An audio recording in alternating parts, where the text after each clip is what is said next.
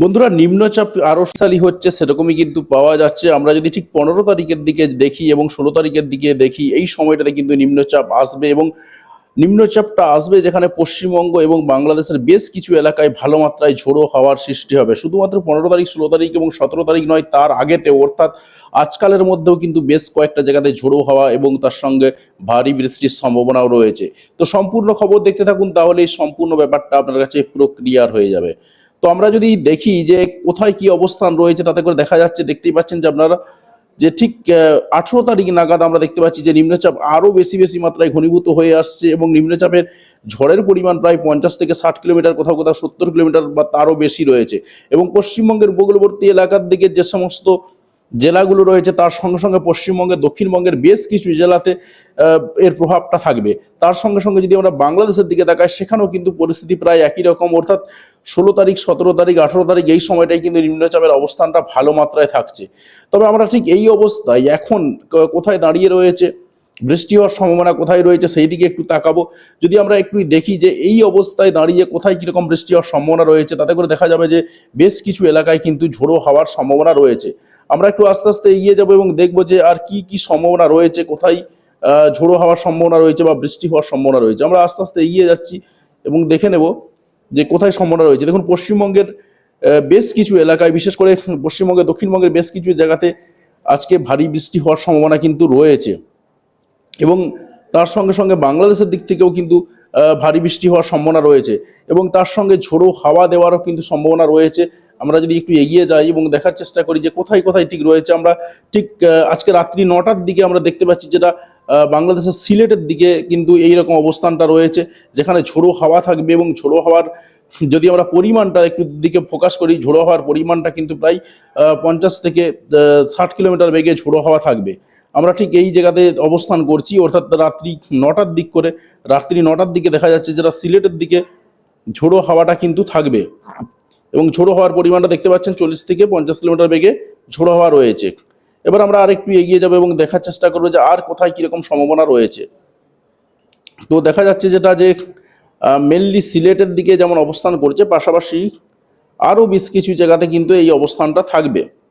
তো আমরা আস্তে আস্তে একটু এগিয়ে গেলাম। 11 তারিখের দিকে যদি তাকাই, 11 তারিখে কিন্তু দেখা যাচ্ছে যে সেরকম মাত্রায় কিছু নেই, তবে বৃষ্টির সম্ভাবনার দিকে যদি আমরা তাকাই, হয়তো বৃষ্টির সম্ভাবনা পাওয়া যেতে পারে এবং আমরা 11 তারিখের দিকেও পেয়ে গেলাম যেটা হালকা একটু ঝোড়ো হাওয়া বা বৃষ্টির সম্ভাবনা রয়েছে বেশ কিছু এলাকাতে। তো আমরা এখন দেখে নেব যে বৃষ্টি হওয়ার সম্ভাবনা কোথায় কীরকম রয়েছে, কারণ ঝোড়ো হওয়ার পরিমাণটা দেখলাম যেটা মোটামুটি একটা নর্মাল অবস্থাতেই থাকবে। অনেকটা উন্নতি হয়েছে পরিস্থিতির। বৃষ্টির দিকে যদি আমরা তাকাই এবং দেখে নিই যে বৃষ্টি হওয়ার সম্ভাবনা কোথায় রয়েছে, তাতে করে দেখা যাচ্ছে, দেখুন ঠিক 12 তারিখে অর্থাৎ রাত্রি 2টোর দিক করে, আজকে রাত্রি 2টোর দিক করে কিন্তু 12 তারিখে রাত্রি 2টোর দিক করে বৃষ্টির সম্ভাবনা রয়েছে। আমরা ঠিক এখন দেখে নেবো যে আজকে কোথায় কোনো রকম বৃষ্টি হওয়ার সম্ভাবনা রয়েছে কিনা। তো আজকে যদি রাত্রি 9টার দিকে দেখি, আমরা রাত্রি 9টার দিকে বেশ কয়েকটা জায়গাতে বৃষ্টি পাচ্ছি এবং বৃষ্টি হওয়ার যে জায়গাগুলো রয়েছে তার মধ্যে দেখা যাচ্ছে যেটা 12 মিলিমিটার পর্যন্ত বৃষ্টি হওয়ার সম্ভাবনা রয়েছে। এবং আমরা পাচ্ছি যেটা চন্দ্রকোনার দিক থেকে, পশ্চিম মেদিনীপুরের চন্দ্রকোনা, তার সঙ্গে বাঁকুড়ার সাইডে আমরা পাচ্ছি। এছাড়াও কিন্তু বিষ্ণুপুর, কতুলপুর এই সমস্ত এলাকাতে আজকে বৃষ্টি হবে এবং বৃষ্টির পরিমাণটা 13 থেকে 14 মিলিমিটার মতন পর্যন্ত রয়েছে। এছাড়াও আমরা পশ্চিমবঙ্গের আরও বেশ কিছু এলাকা, পশ্চিম বর্ধমানের বেশ কিছু এলাকাতে বৃষ্টিপাত পাচ্ছি। তার সঙ্গে সঙ্গে আমরা পশ্চিম মেদিনীপুরের দিক থেকেও কিন্তু বৃষ্টিপাত পাচ্ছি। এছাড়া এর বাইরে আর খুব একটা বৃষ্টির সম্ভাবনা কিন্তু দেখতে পাওয়া যাচ্ছে না, তবে 2-1 পশলা বৃষ্টিপাত কিন্তু যে কোনো জায়গাতেই হতে পারে, সেরকমই কিন্তু সম্ভাবনা তৈরি হয়ে রয়েছে। আমরা আর একটু এগিয়ে যাব এবং দেখার চেষ্টা করব যে আর কোথায় কীরকম সম্ভাবনা রয়েছে, আর কোথাও কোনো রকম বৃষ্টির সম্ভাবনা রয়েছে কিনা। আমরা একটু এগিয়ে গেলাম এবং দেখছি যেটা রাত্রি 9টা থেকে শুরু করে মোটামুটিভাবে বৃষ্টিপাতটা কিন্তু চলতে থাকবে এবং উত্তরবঙ্গেও 2-1 পশলা বৃষ্টিপাত হতে পারে। রাত্রি 1টা-1:30টার দিকে যখন প্রবেশ করছি, তখনও কিন্তু দেখা যাচ্ছে বেশ কিছু এলাকায় বৃষ্টি হবে। রাত্রি 2টোর দিক করে যদি তাকাই, সেখানেও কিন্তু বেশ কিছু জায়গায় বৃষ্টিপাতের সম্ভাবনা পাওয়া যাচ্ছে এবং আমরা বৃষ্টিপাতের যে সমস্ত এলাকাতে পাচ্ছি, তার মধ্যে কিন্তু সবথেকে বেশি যেটা রয়েছে শালবনির দিক থেকে, গোয়ালতোড়ের দিক থেকে, এই সমস্ত এলাকাতে প্রায় 15 মিলিমিটার পর্যন্ত বৃষ্টিপাতের সম্ভাবনা রয়েছে।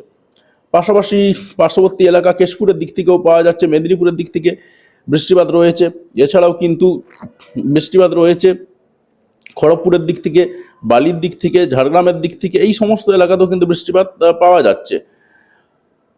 তো আমরা ওভারঅল যেটা পেলাম, পশ্চিম মেদিনীপুরের বিস্তীর্ণ এলাকা জুড়ে বৃষ্টিপাতের সম্ভাবনা রয়েছে। তার সঙ্গে সঙ্গে আমরা পাচ্ছি যেটা পূর্ব মেদিনীপুরের কোলাঘাটের সাইডে একটু আধটু বৃষ্টিপাত রয়েছে, তবে বৃষ্টিপাতের পরিমাণটা তুলনামূলকভাবে অনেক কম এবং গভীর রাত্রে বৃষ্টিপাত হওয়ার সম্ভাবনা রয়েছে। তার সঙ্গে সঙ্গে কৃষ্ণনগর, তেহট্টা এই সমস্ত এলাকার দিক থেকে বৃষ্টিপাত রয়েছে। বহরমপুরের দিক থেকেও হালকা ছিটে ফোটা বৃষ্টিপাতের সম্ভাবনা রয়েছে।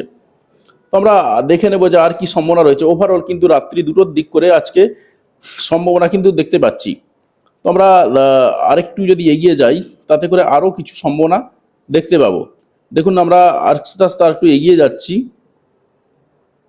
তো দেখা যাচ্ছে যেটা যে উত্তরবঙ্গের দিক থেকে কিন্তু বৃষ্টিপাতের সম্ভাবনা রয়েছে এবং ভোর 5টার দিক করে বৃষ্টিপাত রয়েছে উত্তরবঙ্গের বেশ কিছু এলাকায়, বিশেষ করে বিহারের পূর্ণিয়ার সাইডে বৃষ্টিপাত রয়েছে। তার সঙ্গে সঙ্গে আমরা পাচ্ছি যেটা কিষানগঞ্জের দিক থেকে বৃষ্টিপাতের সম্ভাবনা রয়েছে, রায়গঞ্জের দিক থেকে বৃষ্টিপাতের সম্ভাবনা রয়েছে। এছাড়াও কিন্তু আমরা পাচ্ছি যেটা সাগরের দিক থেকে বৃষ্টিপাত পাচ্ছি, বাংলার দিক থেকে বৃষ্টিপাত পাচ্ছি। ওভারঅল অনেকগুলো এলাকাতেই কিন্তু বৃষ্টিপাত রয়েছে।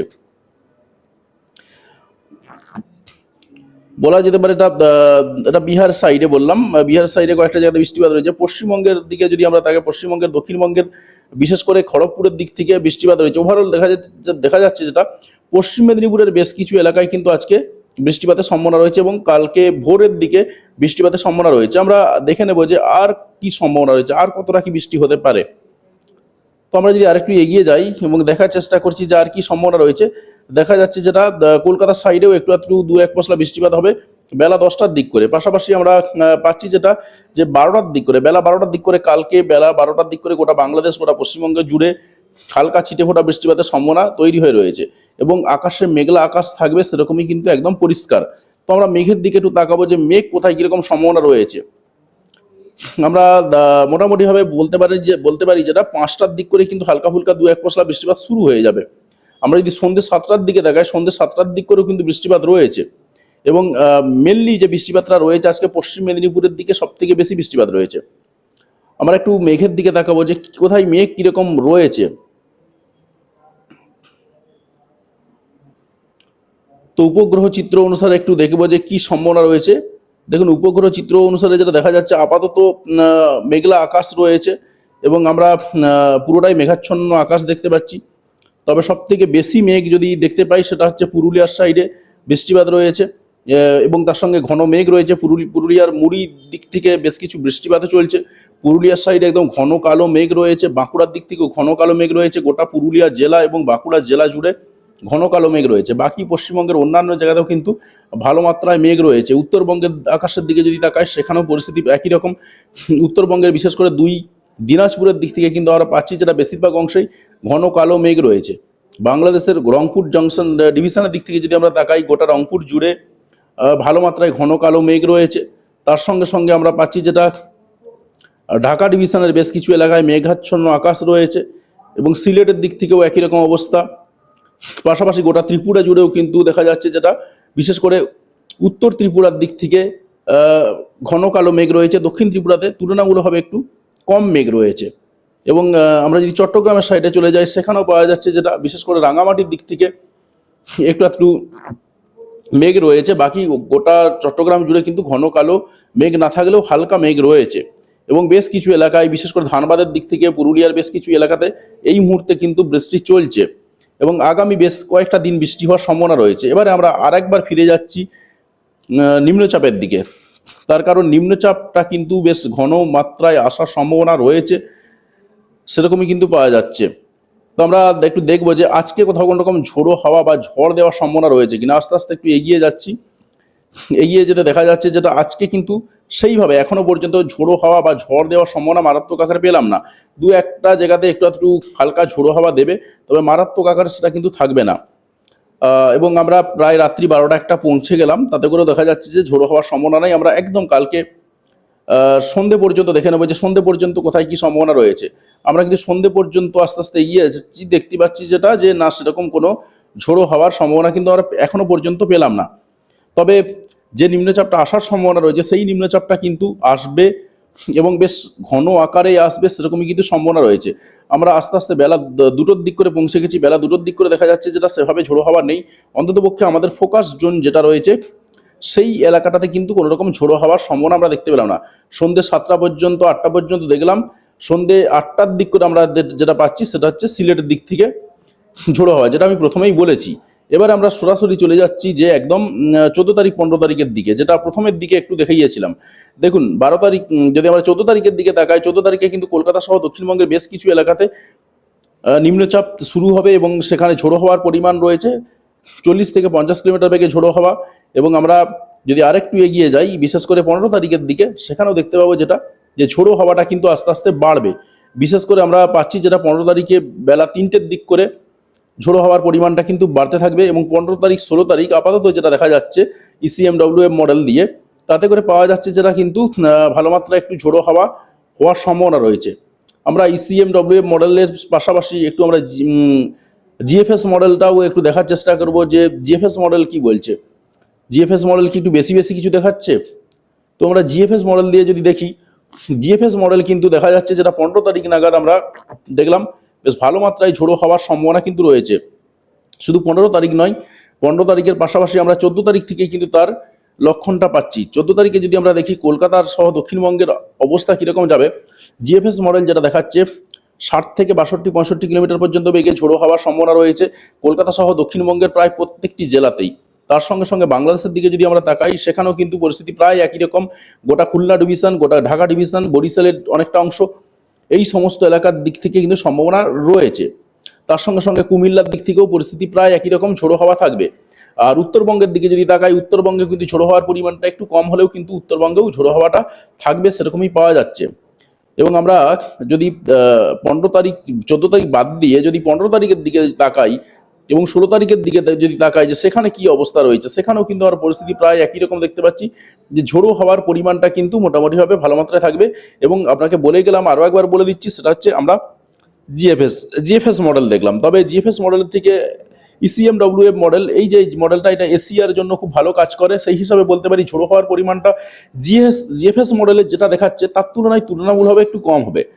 তবে ওভারঅল কিন্তু একটা ঝোড়ো হাওয়া আসছে, এর জন্য সতর্কতা অবলম্বন করা ভীষণভাবে দরকার, সেরকমই দেখা যাচ্ছে।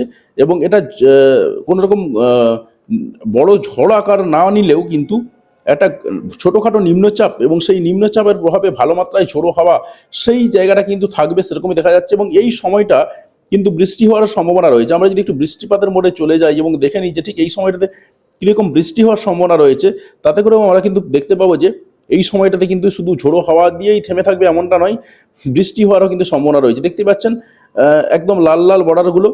18 তারিখের দিকেও ব্যাপক বৃষ্টিপাতের সম্ভাবনা রয়েছে।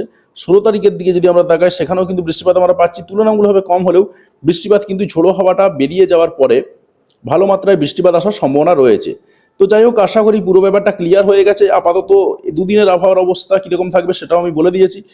তো যদি একদম চ্যানেলে নতুন হয়ে থাকেন, সেক্ষেত্রে অতি অবশ্যই চ্যানেলটা সাবস্ক্রাইব করে পাশে আসা বেল বাটনটা অবশ্যই প্রেস করবেন পরবর্তী সময় ভিডিও নোটিফিকেশনগুলি পাওয়ার জন্য। আর কোথা থেকে ভিডিওটি দেখলেন সেটা কমেন্ট করে জানাতে অবশ্যই ভুলবেন না।